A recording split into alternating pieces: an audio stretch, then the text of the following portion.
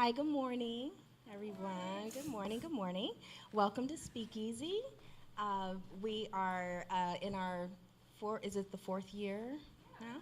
Around 4 years in existence, and we just thank you for getting out of bed and coming here this morning to hear the message and to be together in community. So everybody turn within. Let's take a deep breath together again. So grateful for this air that we breathe, regardless of its temperature. So grateful to know that God is in the breath that we breathe. God is in the warmth from the sun. God is right here where we are. I'm so grateful to know my oneness with God right here and now, and to affirm that for each and every one of us, that we are expressions of the divine nature, that it is who and what we are right now. We are beautiful expressions of God right here and now. And so I speak a blessing on our service, that our hearts and minds are fed, that the people that we would love to have here are with us in our hearts, and that they get to partake in this message of love today, and the music and the fun and the fellowship. I know that it is all divinely inspired right here and now. I speak a blessing on Maureen as she channels through this wisdom and truth to allow us to be inspired, to be uplifted, and to go out into this world just a little bit wiser, a little bit more awake, and a little bit more aware. And I'm so grateful for this, and so it is. Amen.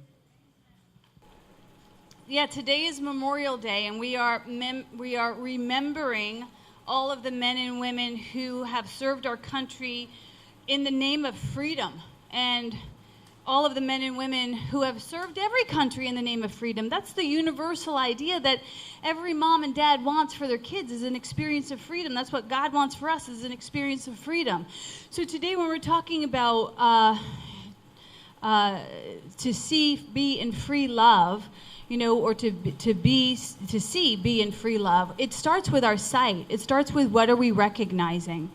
And in the beginning of our recognition, sometimes it feels like we don't want to recognize the truth. We don't want to actually be in the truth. And we get these wake-up calls, like Kathy was getting on the phone. Okay, come on, give me the money. And that's one scenario. There's a million scenarios for all of us in regards to where we're at in our own life. So the first invitation to wake up will come like a calligraphied invitation that's beautifully designed just for you, and it'll be like, hey girl, I got a party that you should attend to, it's called AA, or it's called Pay Your Bills, or it's called, whatever it's called, and you're like, yeah, that is not for me, this must have come to the wrong house. It's not for me. And then the next time it will come again, and it will be a manila envelope with like a Sharpie, like, hey, get your butt here. It's time for you to show up to this next classroom, right? And then we're like, nope, I'll do that later. I'm busy, And then the next time it comes like golden handcuffs, and we're being dragged off, in our house, we're losing our house, and our kids are being, so we don't want to get to that point. We want to recognize the invitation and not fear it as it shows up, and to go gently. So when we talk about in the beginning here, when we close the door and we do the bells, we're calling everyone's attention to this sacred moment. And that's the same thing that these invitations are doing. They're calling our attention to the next sacred step for us. But sometimes when we're getting woken up, it's agitating. And I was sharing this morning, that between being completely asleep in your life and being fully awakened in love, most of us are living in the vacillation in between that seesaw, where it's very agitating. Like, we're awake and then we're asleep and then we're awake. And you ever try and wake a kid up for school and you come back in and they're still asleep and they're like, and you wake them up again, they fall back to sleep. That's, some of us are, myself included, experiencing our spiritual walk like that. And when we think about that wake up and that, whistle, the whistleblower is somebody who's bringing something to our awareness. And the whistleblower sometimes gets bad PR, like, don't be a whistleblower, don't be a snitch. But all of the time, so what I'm saying is, the first time when we get invited into a greater idea of our capacity and our brilliance, it doesn't always come gently. In fact, many of us are pushed by pain rather than pulled by vision. So what I'm inviting us to know today is that we might attempt to be pulled by vision, to see. And the way that we can do that is through a few tools that we're going to be given today.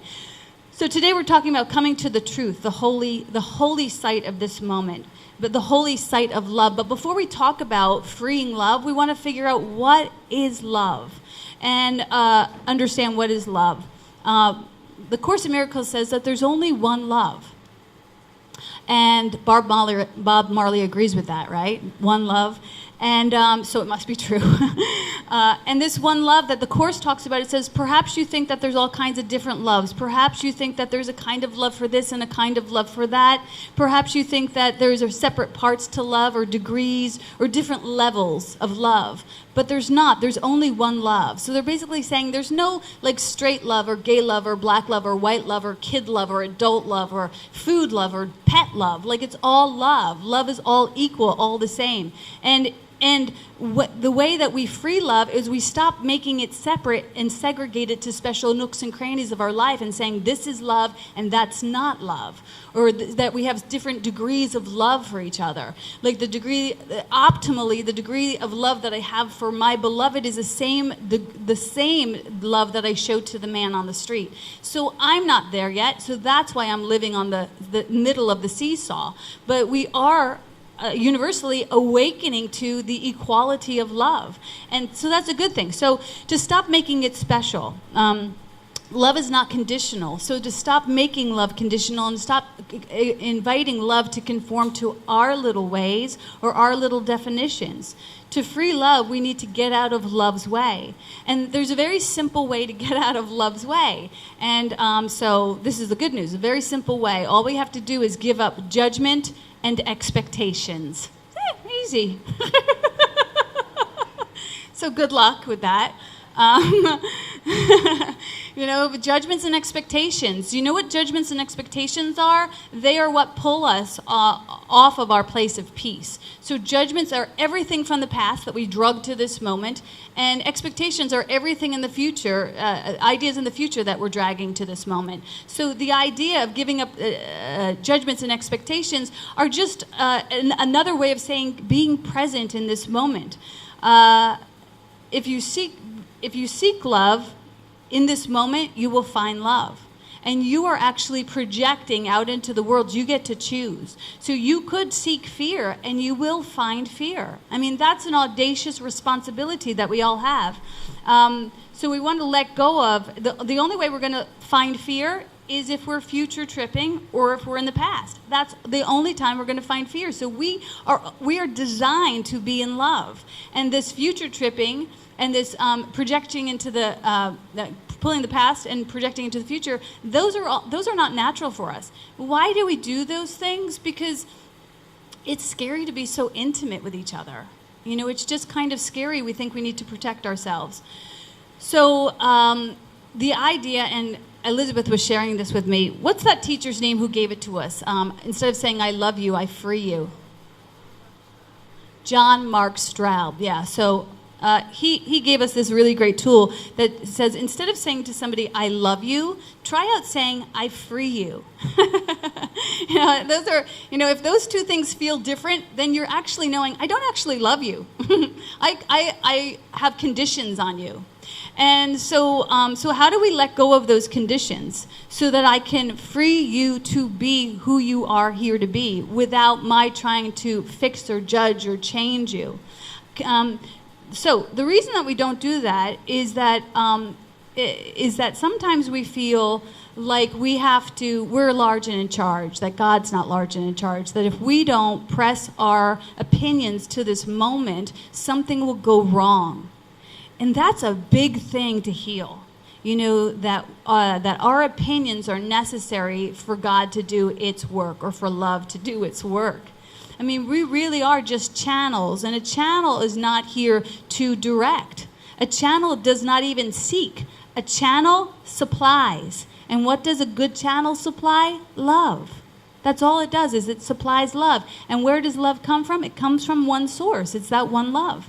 So it's actually what we're called to do and be is actually very easy for us. But the ego will kick and scream and say, I don't want it to be that easy because, I'm really addicted to judging him and telling you the story about how he didn't show up and how he did this wrong and how this isn't working out. And if I can't tell you that story, I really want to tell you the story about how I'm wrong, I'm bad, I'm not worthy of the brilliance of this moment. I don't deserve this breath, this space. I'm not ready for it. I'm not programmed for it. I'm not appointed for it. So we vacillate again between these two voices.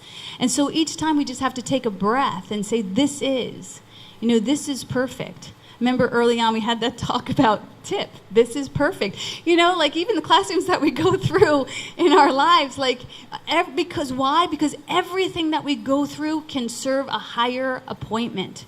And we are each designed to continue to serve a higher and higher appointment. What the appointments that we've met so far have been beautiful, but because consciousness expands, we're going to be called to a greater and greater opportunity for each of us. So that's the wonderful thing. So when we say we're here to eliminate those filters on you and on me, what we're most of the time when I have filters on you or me, I'm just seeing the filters of fear that are preventing me from experiencing this experience. And although a lot of times we hear that love is blind, the truth is love is not blind. Love sees everything. And in that true sight of love, we're free to be everything. And I think that's a really beautiful thing to contemplate, is that love sees everything and that love can handle everything. So those places that you think, gosh, that's not love, it could perhaps be a call for love, but always we get to show up as that channel for love. So we're going to attempt this week to give up judgment, to give up expectations, to keep ourselves in the present moment, and to seek for that face of God in all things. If we're in the current moment that's not seated in love, then we're off kind of in this story, like we're up in the clouds, and the clouds will pass and come and go, and we want to continue to anchor down in love and say, beyond this world that I'm seeing and I'm hearing, these current events, beyond this world is a world that I really want to see. And I get to choose between seeing the current, the ephemeral, the shifting and changing, and being swung around by that shifting and changing, or I get to anchor down in love. So we had an interesting scenario come up this past week, so I'll just use it. Somebody was praying for, specifically for children who were being trafficked. And there was a pulling in our hearts of saying, yeah, we need to help and protect and make right. And so that was a really sticky scenario. And as we began to continue to work with it, a few people shared their stories about, I was sexually abused. Oh, I was sexually abused, and I was sexually, and that does not define me. And when we started to hear that story, what came forth was not that we're going to try and save victims, but we're going to know in our own consciousness that they have the capacity to rise from this no matter what. And there will be a breath in their body that will not identify with this broken place, but actually align with the phoenix that's possible to rise in all of them. That's the only gift that we can give them that's worth anything. As long as we continue to see them as victims, we are immersed in that story of brokenness.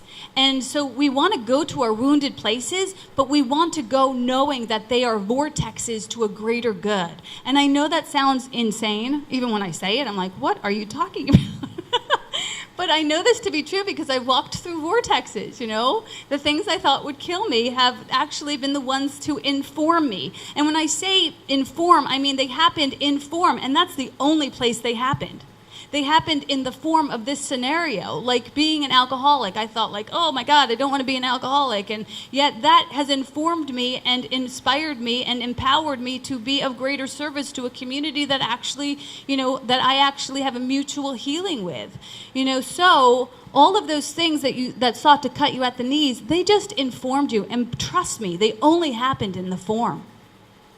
And once we rise above that in consciousness, we'll see that, we're just playing this game here. These are just roles that we've taken on. So So, got a little off topic there. The topic, the title, let me just see where I'm at. It's important that we allow ourselves to be seen for who we really are without these identifiers. So knowing the surface story for our friends and for ourselves is good, but it's just the beginning. So when you say, I am a mother, a father, a sister, a brother, a victim, a homeless person, that's not actually who you are, and that's not actually who we are optimally should see each other as. We should always see each other as the face of God. That these other titles are just things that we're taking on. But those are the very things that we attempt to hide ourselves under.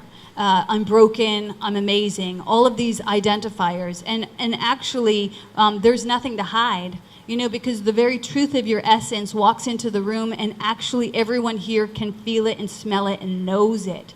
So there's nothing to hide. There's no reason not to be fully intimate with the idea that I'm just, God's walking me today.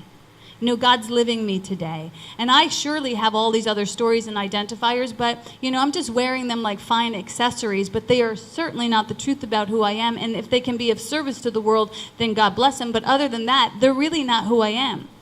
That's the difference between saying I'm a spiritual being having a physical experience and actually experiencing your spirituality as an embodiment of who you are, fully filled up in this space of grace. There's no reason, there's nothing to fear in that. There is a book that I read early on in California called Letters to a Young Poet by Marie Rilke. And he says in the very beginning of it, it's this older poet who's talking to this younger poet. It's funny because back in the day, he was 27, so that was older, and the young poet was like 19. So he says, don't assume that he who seeks to comfort you now lives untroubled among the simple and quiet words that sometimes do you good. His life may have much sadness and difficulty that remains far beyond yours. Were it otherwise, he would never be able to find these words. So what it's saying is that all of the wisdom that you've been given and all of the wisdom that you're here to impart, as an older poet, that you offer to younger poets or, new consciousness around you, that was hard earned. And you did, and having it be hard earned, that is the very thing that makes it stick to your bones. You don't forget that stuff. You go, no, I came through this and I have the scars to show you, but not to tell you I'm wounded, but so I might expose them as a map to your way out of hell. That's all they're being used for. So I love that poet about that quote from Rilke. I love that he empowers us to know, that all of that sought to carve us out was actually just a part of the classroom, just a part of the process. Do not get hung up on that. Do not get, even when we had that great scenario, just keep the faith, even when it seems like everything is falling apart. When you keep the faith at that dark hour, the light will come. So most of you know that I am an alcoholic, and I have had I think that that's one of my favorite things about me, to tell you the truth. And some people might think that being an alcoholic is a setback of sorts, but I see it as one of the best things. And for me, AA, that particular classroom, was actually a finishing school. It showed me how to show up to life. And when I first came here from California, I had 10 years sober. And for people who are, invested in badges and time, that was I have 10, I'm a big wig, I did it, And then one Easter, I had really bad sciatica, and I was just in a lot of pain, and I wasn't connected at all. And I was like, Will, get me a mimosa, And I went, and I thought, oh, I'm fine. I can forget my roots. I can forget all the ways that alcohol is not my friend. It's not that it's not everyone's friend, but it just was not. It was definitely a classroom for me. And before you knew it, everything was fine until I went to my sister's house. And when I drank with my sisters, forget about it. Ugh, there was no end. And the next morning I was undrinking, if you know what I mean.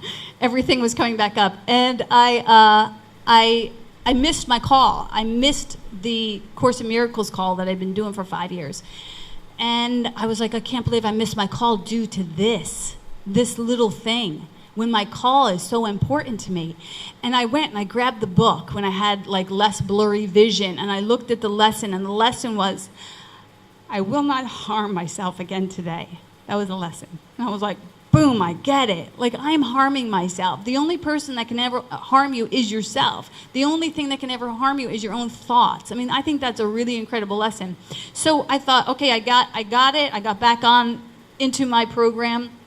And, you know, Alcoholics Anonymous teaches, and because we honor all paths, that's why I'm choosing to talk about this today. It teaches us that we're powerless over alcohol, but Course in Miracles says, you know, why teach the mind that it's powerless when God holds out his power, or her love, and bids them take what is already theirs. So although we say, I'm powerless in that program, we're simply saying, I'm powerless to a greater power.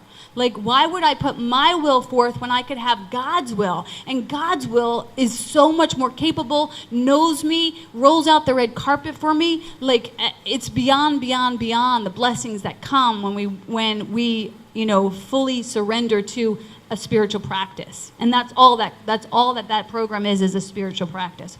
So it goes on to say, the mind that's made willing to accept God's gifts has been restored to spirit and extends its freedom and its joy. So when we've accepted that we are channels for God, we get to extend that joy. It just flows through us. You know, it just comes effortlessly. And we choose today that be our identity. I'm a channel for love. That should be the number one thing on our resume, at least in our minds. So the other day, I'm going to close with this story. When I went through that scenario of going off the wagon and then getting back on the wagon, I kind of like, it comes with a little bit of shame. Like, I was in a cul-de-sac, and I didn't go all the way. I stopped midstream, and I gave up this 10 years. And, you know, and even when I was in at this meeting recently, this woman I came up to her, actually. She was really struggling, and I said, oh, you know, how are you doing? And she said, fine. I'm drunk. She said, I'm drunk. And I was like, okay. And then here we had this interchange, and she said, how long do you have? And I said, 3 years. And I was like, I lied. I have 2 years. Like, it means something to my ego, you know? So, but I have 2 years. That's what I have, right? So I had to fix that. So yesterday, you know, everything is in perfect timing with God. So I have 2 years, and yesterday I had that lesson again. It came up. It was one of the 365s. I will not harm myself again today. And I thought, oh, this is the lesson. Now I have meaning attached to it. Like, now I get to remember, you know, every time this lesson comes, that I'm really committed to staying the course with God's love. And I kind of shared that on the phone. And then later on in the day, this friend of mine called. And she had just yesterday, checked herself into a rehab. And I got to be sober for her, you know? And she was a mess. And she was kind of saying to me, like, how do you do this? And then she answered her question. She said, I know, you know, one day at a time. And I said, you know, sometimes we do it one breath at a time. And I know that everything works in God's plan, because if I hadn't gone off, the lesson would mean nothing for me. I wouldn't have that experience of truly being present with that girl.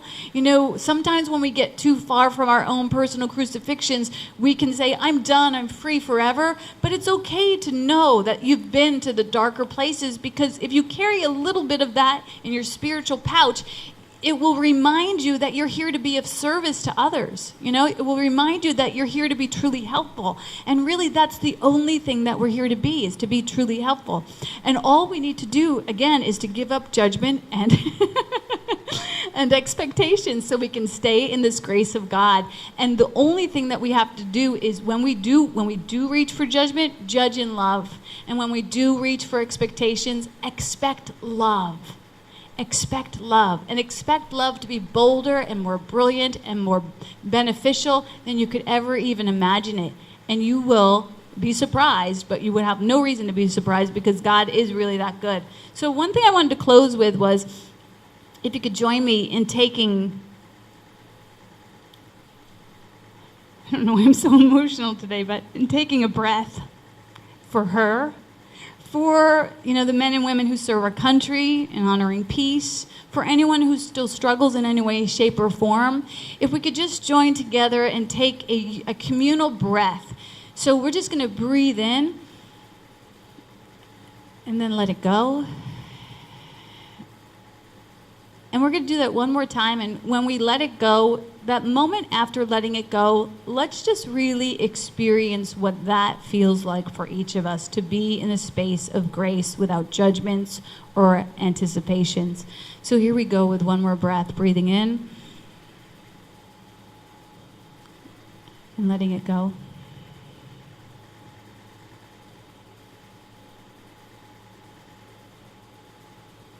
And that's the word.